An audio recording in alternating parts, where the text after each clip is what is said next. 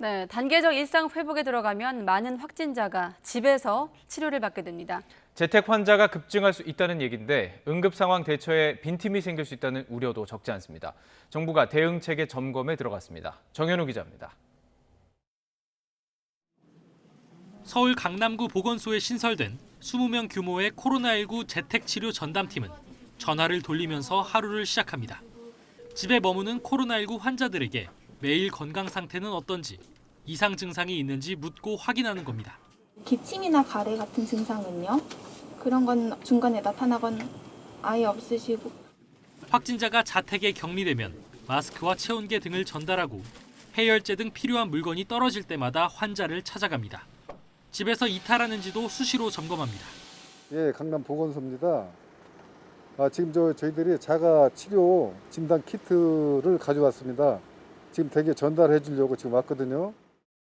70살 미만 확진자 가운데 무증상이거나 경증인 경우 희망자에 한해 재택 치료를 받게 됩니다. 70살 이상이거나 의사소통이 어려운 환자, 당뇨, 정신질환, 투석 등을 알아 입원이 필요한 환자 등은 대상에서 제외됩니다. 현재 전국에서 재택 치료를 받는 코로나19 확진자는 2,100여 명 정도. 다음 달 단계적 일상 회복이 시작되면 훨씬 더 늘어날 전망인데 당장 언제 생길지 알 수 없는 응급 상황 대응이 가장 큰 숙제입니다. 실제 지난 21일 자택에서 치료를 받던 60대 확진자가 병원 이송 과정에서 숨져 의료 공백 우려가 현실화했다는 지적도 나왔습니다. 질병관리과를 중심으로 해서 서울시와 중앙정부에 필요한 시설이라든지 필요한 인원이 발생할 때는 그때그때 우리가 충원이 될 수 있도록 협력해 나가겠다는 말씀입니다.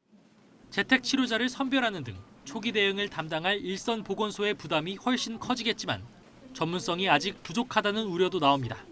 재택치료 대상자를 분류할 때 이미 정확하게 이분은 고위험군이다, 나빠질 확률이 있다는 걸 분류를 할 수 있게 해야 되는데 그렇게 하기엔 의료진이 전혀 없는 거잖아요. 다음 주 단계적 일상 회복 전환을 앞두고 방역당국은 각 지자체에 재택치료에 필요한 대응 체계를 갖추도록 지시하고 일제 점검에 들어갔습니다.